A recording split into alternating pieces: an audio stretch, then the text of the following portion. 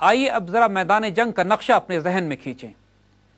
جیسے عرض کیا کہ قسطنطنیہ کے شہر کے 3 اطراف میں پانی، سمندر، اور چوتھی سمت میں خشکی کا ایک بہت بڑا رستہ تھا کہ جہاں پہ سلطان کی فوج اور توپیں لگائی گئی تھیں۔ اسی طرح سلطان کی نیوی ان سمندروں میں قسطنطنیہ شہر کے قریب آنے کے لیے پیش قدمی کرتی ہے، لیکن گولڈن ہارن کے پاس، جو کہ سمندر سے ایک آبنائے نکلتی ہے قلعے کی طرف، اس کے منہ پر جو تنگ راستہ ہوتا ہے، وہاں بازنطینی سلطنت نے بڑی بڑی زنجیریں لگائی ہوئی ہوتی ہیں، اور کوئی بحری جہاز اس کو کراس کر کے گولڈن ہارن میں داخل ہو کے شہر کی فصیلوں کے پاس سمندر کے راستے نہیں پہنچ سکتا۔ ان زنجیروں کے اندر کچھ بحری جہاز تھے کہ جو قسطنطنیہ شہر کے تھے، اور یہ محافظت کر رہے تھے اس بات کی کہ سلطان کا بحری بیڑا زنجیریں پار کر کے سمندر کے راستے شہر پر حملہ نہ کر سکے۔ اصولی طور پر پورے شہر کا محاصرہ تو کیا جا چکا تھا، لیکن مسلمان ابھی تک اس قابل نہیں تھے کہ سمندر کے راستے قسطنطنیہ شہر پر یلغار کریں۔ خشکی کے راستے جو مسلمان توپیں فائر کر رہی تھیں، ریٹ آف فائر سلو ہونے کی وجہ سے جو نقصان پہنچتا بھی تھا، شہر کے محافظین اس کی مرمت کر لیتے تھے۔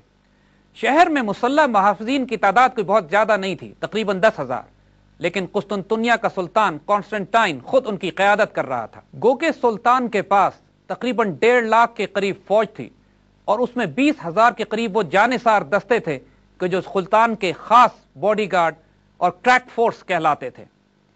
ان جانثاروں کے بارے میں بھی تھوڑا سا جاننا بڑی دلچسپی کا ہوگا۔ جس طرح ہم پہلے ذکر کر چکے ہیں کہ دوسری سلطنتیں اس سے پہلے غلام اور مملوک بچے لے کر اسپیشل ملٹری اکیڈمیز میں ان کی تربیت کرتی تھی، اور ایک اسپیشل فورس تیار کی جاتی تھی کہ جو اپنی تمام تر وفاداری صرف سلطان کے ساتھ رکھتے تھے۔ ان بچوں کی نہ کوئی رشتہ دار ہوتے تھے، نہ خاندان، نہ ان کو شادی کرنے کی اجازت۔ ان کی تمام زندگی فوجی حکمت عملی، فوجی زندگی اور فوجی چھاونیوں کے گرد گھومتی تھی، اور یہ تمام تلواریں امت مسلمہ کی کریک فورس کنسیڈر کیے جاتے تھے، اور ہر خطرناک موقع پر یہ اس چارج کو لیڈ کرتے تھے جو دشمن کی صفوں کو رونتا چلا جاتا تھا۔ اتنی مضبوط سپر گنز ہونے کے باوجود قلعے کی دیواریں اتنا مضبوط تھیں کہ تقریباً 2 ماہ تک مار کھاتی رہیں، لیکن ٹوٹنے کا نام نہ لیا۔ کئی مرتبہ سلطان نے آلٹرنیٹ ملٹری اسٹریٹجی بھی ڈپلوائے کی، سرنگیں اور خندقیں کھود کر قلعے کی دیوار کے نیچے سے راستہ بنانے کی کوشش بھی کی گئی۔ دوسری طرف سے قلعے کے محافظین بھی ہر ممکن کوشش کر رہے تھے، اور اس میں کوئی شبہ نہیں کہ اپنی بازنطینی سلطنت کے آخری قلعے کو بچانے کے لیے انہوں نے بھی سر دھڑ کی بازی لگائی ہوئی تھی۔ قلعے کی دیواریں ان کی محافظ تھیں، گو کہ تعداد ان کی اتنی زیادہ نہیں تھی، اور اس وقت کی جدید ترین توپ بھی اس قلعے کی دیواروں کو توڑنے میں ناکام تھی۔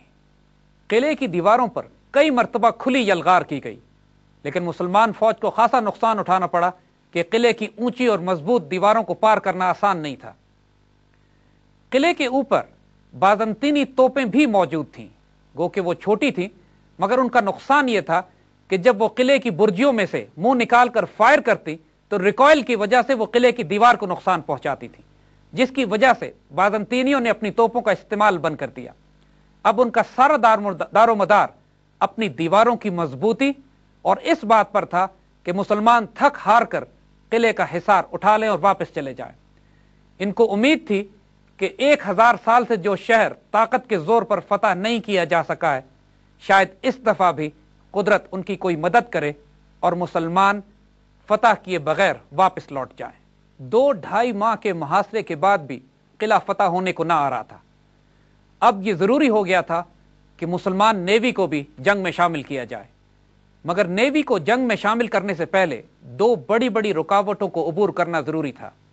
ایک تو وہ لوہے کی بڑی بڑی زنجیریں تھیں جو سمندر پر لگی ہوئی تھی، اور ان کے پیچھے بازنطینی بحری جہاز کھڑے ہوئے تھے۔ کوئی صورت نہیں تھی کہ مسلمان نیوی ان زنجیروں کو چیرتی ہوئی بازنطینی جہازوں کو تباہ کرتی ہوئی قلعے کی دیواروں کے پاس پہنچے اور اپنی چھوٹی توپوں کو استعمال کر کے پشت سے قلعے پر حملہ کیا جا سکے۔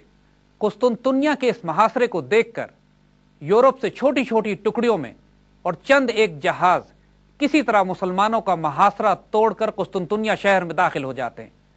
سلطان بہت جلال میں آتے ہیں، لیکن اس سے قلعے کے لوگوں کے حوصلے بہت زیادہ بلند ہو جاتے ہیں۔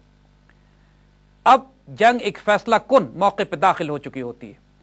مسلمانوں کو ہر حال میں قلعے کو فتح کرنا ہے، اور اس کے لیے ہر حال میں سمندر پہ لگی ہوئی زنجیر اور اس کے محافظ بحری جہازوں کو یا تباہ کرنا ہے، یا کوئی حل نکالنا ہے کہ مسلمان ان کو بائی پاس کر کے قلعے کے ساحل فصیل کے نیچے پہنچ سکے۔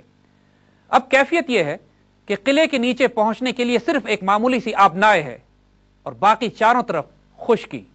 اب بحری جہازوں کو خشکی کے ذریعے کیسے گزارا جا سکتا ہے؟ اس کے بعد جو کچھ ہوگا وہ تاریخ کی ایک ایسی غیر معمولی داستان ہے کہ انسان کی تاریخ میں نیول وارفیئر میں اس کی مثال نہیں ملتی۔ اس کی تفصیل انشاءاللہ ہم آئندہ بات کریں گے۔